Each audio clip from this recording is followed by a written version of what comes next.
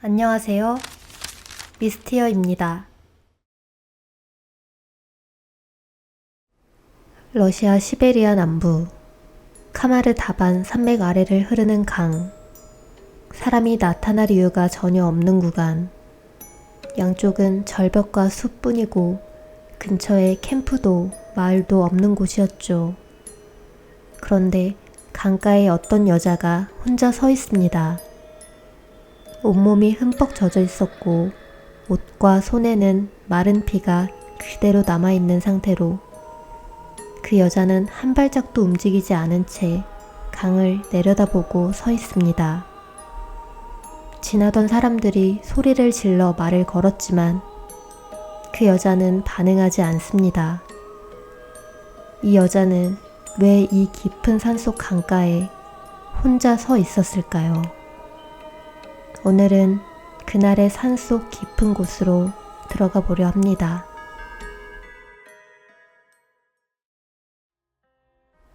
(1993년) 여름, 러시아 시베리아 남부에 위치한 카마르 다반 산맥에는 하나의 하이킹 팀이 있었습니다. 이 팀은 총 7명으로 구성된 등반대였고 단순한 아마추어 모임이 아니었죠. 팀의 리더는 류드밀라 코로비나, 41세, 러시아에서 마스터급으로 분류되던 베테랑 산악 가이드였는데요.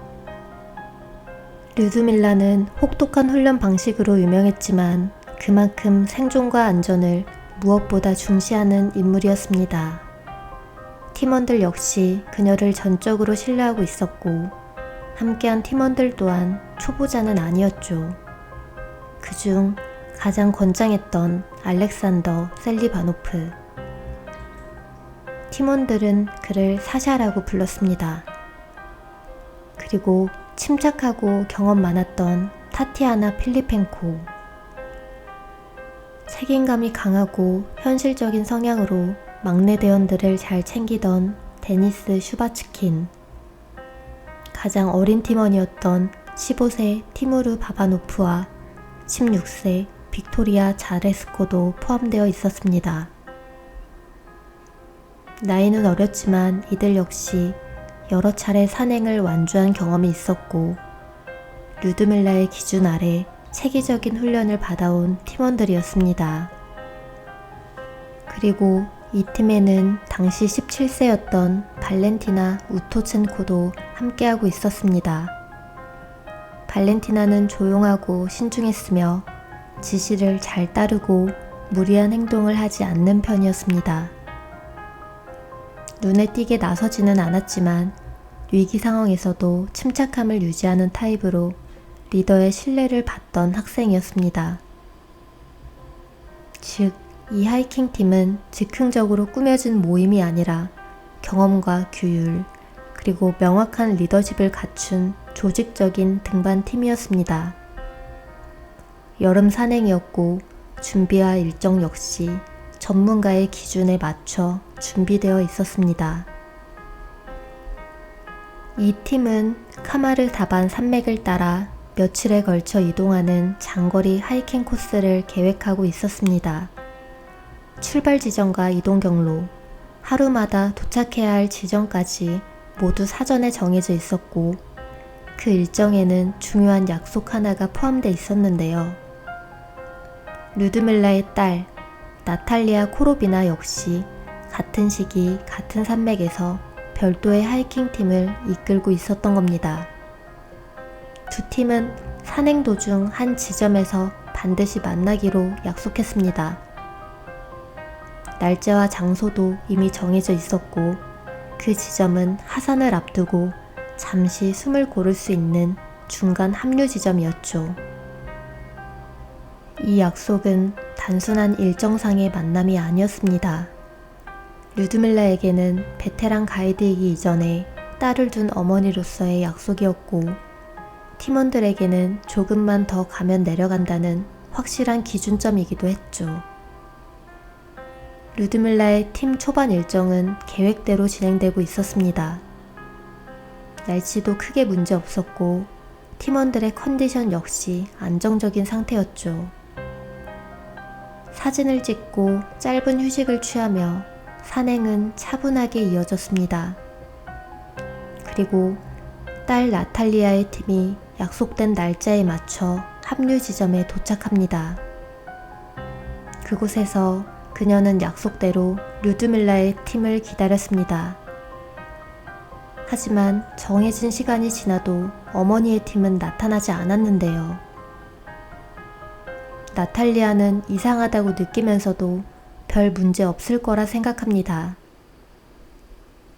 어머니는 수십 년 경력의 가이드였고 악천후로 인해 일정이 조금 늦어지는 일은 흔했기 때문이죠. 그래서 나탈리아의 팀은 하루를 더 기다린 뒤 결국 먼저 하산을 선택했습니다. 그 선택이 내려진 바로 그 시간, 불과 멀지 않은 산 등성이에서는 어머니와 그녀의 팀원들이 걷잡을 수 없는 상황에 휘말려 가고 있었죠. 당시에는 알 수 없었습니다.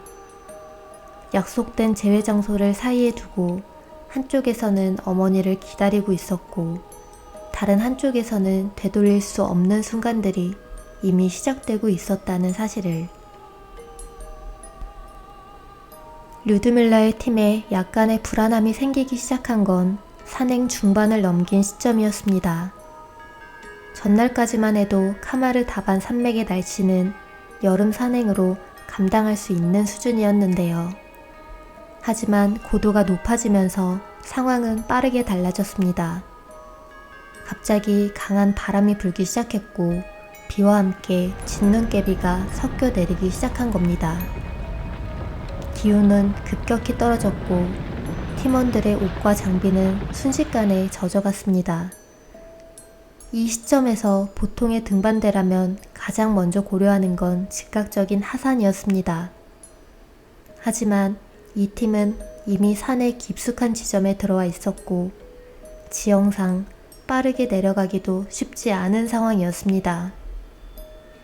하산을 강행하기에는 시야가 너무 나빴고 바람이 강해 이동 자체가 위험해 보였습니다.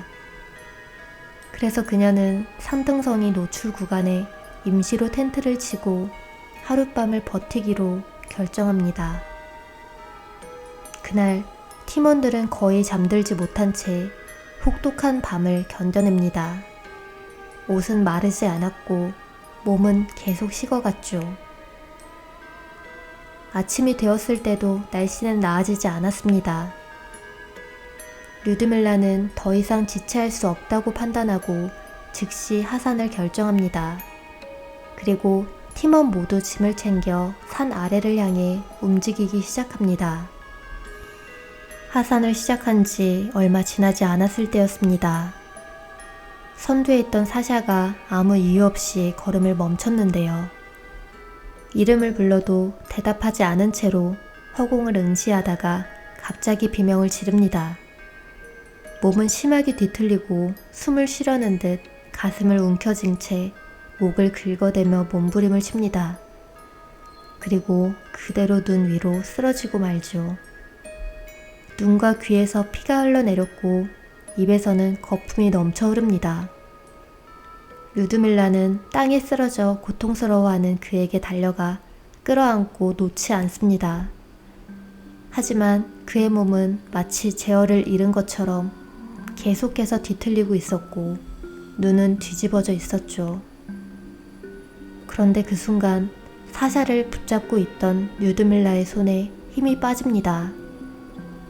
그녀의 몸이 순간적으로 굳어버리고 고개가 천천히, 아주 천천히 들립니다. 팀원들이 본 류드밀라의 얼굴은 그들이 알던 얼굴이 아니었습니다. 그녀는 거칠게 숨을 들이마시려 했고 손으로 자신의 목을 미친 듯이 긁어내기 시작합니다. 숨을 쉬고 싶어서 입을 크게 벌리지만 아무것도 들어가지 못하는 것처럼 보였습니다. 그리고는 류드밀라의 몸이 크게 한번 뒤틀리더니 사사 옆으로 그대로 무너지고 맙니다. 팀원들의 눈 앞에서 가장 의지하던 두 사람이 같은 증상을 보이며 쓰러졌습니다. 아무도 무슨 말을 해야 할지 어디로 움직여야 할지 판단하지 못한 채 그 장면을 바라보고 있을 수밖에 없었죠. 그때 가까운 곳에 서 있던 타티아나 필리펜코의 모습이 조금씩 달라지기 시작합니다. 그녀는 쓰러진 사람들을 번갈아 바라보며 몇 걸음 뒤로 물러났고 호흡이 점점 거칠어졌습니다. 손은 떨리고 있었고 주변을 살피는 눈은 정상적인 상태로 보이지 않았습니다. 타티아나는 그렇게 아무 말 없이 천천히 근처 바위 쪽으로 걸어갑니다. 그리고 바위 앞에 멈춰선 그녀는 망설임 없이 머리를 바위에 강하게 부딪힙니다. 둔탁한 소리가 몇 차례 반복되었고 그 행동은 스스로를 해치려는 선택처럼 보이기도 극심한 혼란 속에서 통제력을 완전히 잃은 행동처럼 보이기도 했죠. 그리고는 더 이상 아무 소리도 들리지 않게 됩니다. 아무도 무엇을 해야 할지 알지 못한 채 각자 다른 방향으로 움직이고 있던 그때 빅토리아 자레스코와 티무르 바바노프가 갑자기 몸을 돌립니다. 그리고 산 아래를 향해 죽으림을 다해 달아나기 시작합니다. 마치 이 자리를 벗어나기만 하면 살 수 있을 거라고 판단한 것처럼 말이죠. 하지만 얼마 가지도 못한 채 둘은 거의 동시에 눈 위에 엎어집니다. 몸을 웅크린 채 목을 움켜잡고 필사적으로 숨을 들이마시려 했고 곧 눈과 귀에서 피가 흘러내리기 시작하죠.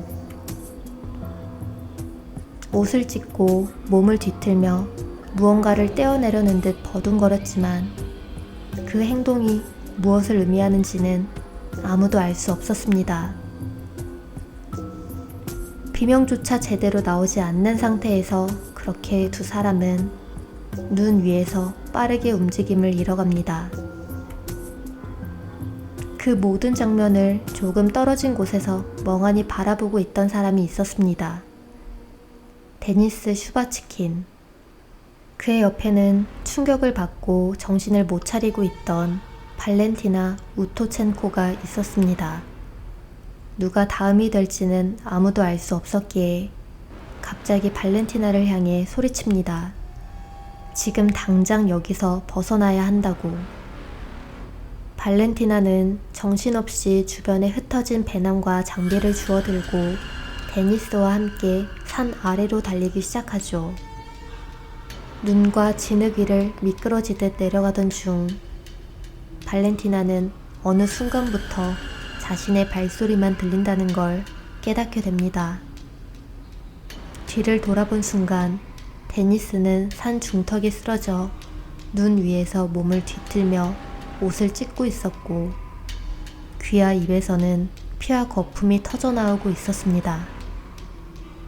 발렌티나가 발길을 돌리려 하자 데니스는 몸을 심하게 흔들며 뭔가를 말하고 싶어 하는 듯 했는데요. 발렌티나에게는 그 모습이 가까이 오지 말라는 것처럼 지금이라도 멀리 달아나라는 것처럼 보였다고 합니다. 그녀는 잠시 동안 그 자리에 멈춰서서 그를 바라보다가 이내 등을 돌려 전속력으로 달리기 시작합니다. 불과 몇 분 전까지만 해도 같은 길을 걷고 있던 리더와 친구들은 모두 눈 위에 남았고 그녀는 이제 어디인지도 모르는 설산 한가운데에 완전히 혼자가 되고 맙니다. 발렌티나는 자신이 어디까지 내려왔는지 얼마나 시간이 지났는지 정확히 알 수 없었는데요. 밤이 되자 그녀는 숲속 어딘가에 몸을 숨겼습니다. 임시 천막에 의지한 채 홀로 밤을 견뎌냅니다. 잠이 들면 눈을 뜨지 못할 것 같았고 눈을 뜨고 있자니 어둠 속에서 누군가가 다가올 것만 같았죠. 그리고 아침, 발렌티나는 몸을 일으키자마자 바로 깨달았습니다. 물도 음식도 장비도 없는 채로 이 산에서 살아서 벗어날 수는 없다는 사실을요. 어제 그 팀원들의 비명만이 가득했던 곳으로 다시 올라가야만 합니다. 눈 위로 가까워질수록 발렌티나는 숨을 작게 쉽니다. 소리가 나면 무언가가 깨어날 것 같아서, 발자국이 들리면 어제의 악몽이 다시 시작될 것 같아서, 그리고 결국 그 자리에 도착하지만 변한 건 없었습니다. 팀원들은 여전히 그곳에 남아 있었고 정적만이 흐르고 있었죠. 배낭, 침낭, 라이터, 식량 등 손에 잡히는 것들을 기계적으로 주워 담으면서도 눈을 마주치지 않으려 애썼습니다. 누구 하나가 갑자기 움직일 것 같았고 누군가가 자신을 부를 것만 같았습니다. 발렌티나는 물건을 적당히 챙기자마자 그 자리를 벗어납니다. 그리고 그날부터 그녀의 목표는 하나, 사람이 있는 곳까지 내려가는 것. 발렌티나는 산을 가로지르지 않고 강을 따라 이동하기로 합니다. 지도도 없었고 정확한 방향도 알지 못했지만 강은 아래로 흐르고 있었기에 이 강을 따라가면 언젠가는 누군가 있을 거라고 스스로를 설득하며 걸어갔죠. 그녀는 이동을 멈추지 않았습니다. 잠시라도 멈추면 다시 그 산에 갇힐 것 같았으니까요.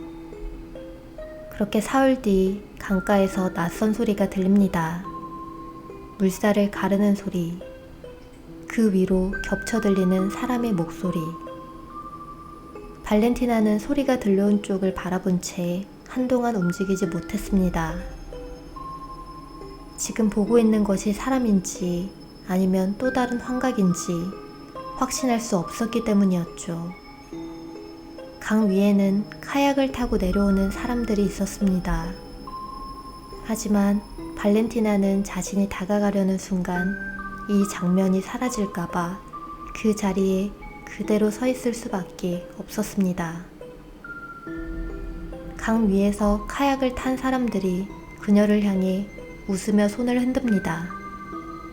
하지만 거리가 가까워질수록 그 웃음은 하나둘 사라지는데요.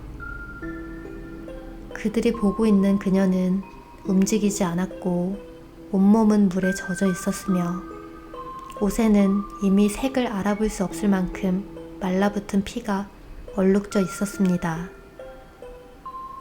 눈을 뜨고 있었지만 어디를 보고 있는지 알 수 없었고 지금이라도 그 자리에 그대로 무너질 것처럼 위태로워 보였습니다.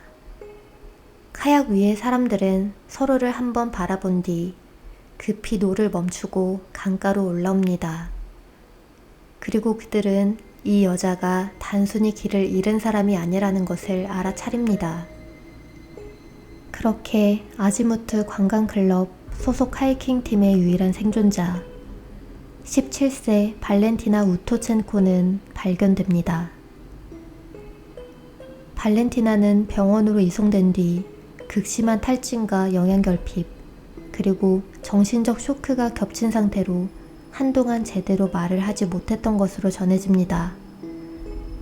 시간이 지나 조금씩 의식을 회복한 뒤에야 그녀는 조사관들에게 산에서 벌어진 일들을 진술할 수 있었죠.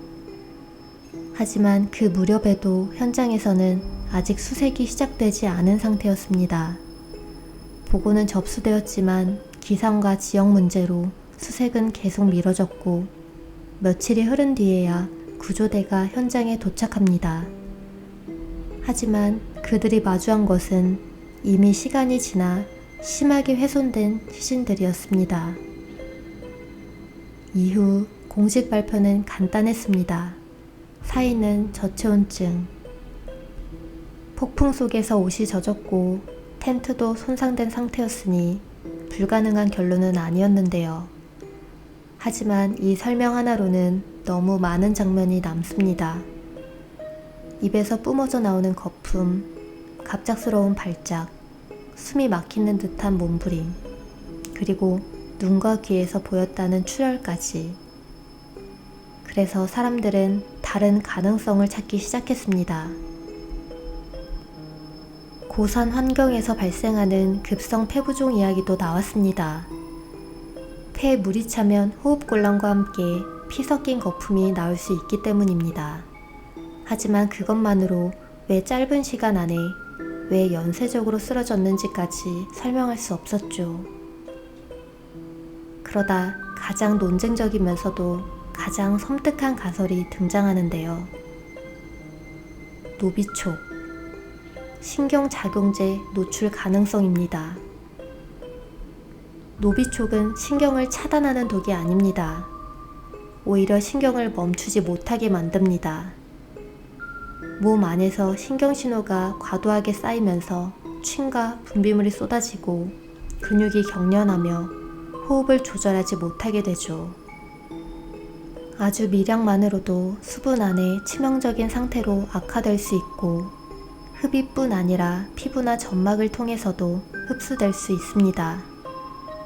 이 가설이 특히 소름돋는 이유는 공기보다 땅을 이야기한다는 점입니다. 카마르 다반 일대가 과거 군사 화학 실험 의혹과 함께 거론되어 왔다는 점에서 토양 아래에 남아있던 물질이 폭우나 지반 변화로 순간적으로 공기 중에 퍼졌을 가능성이 제기된 겁니다. 하지만 이 가설 역시 끝내 증명되지는 못합니다. 그래서 노비촉은 가장 그럴듯하지만 끝내 확인되지 않는 이야기로 남게 됩니다. 그날 산에서는 6명이 죽었고 1명이 살아남았습니다.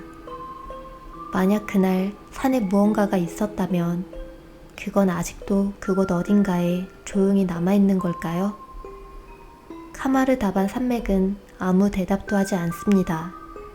그저 오늘도 아무 일도 없었다는 듯 그 자리에 서 있을 뿐입니다. 지금까지 미스티어였습니다.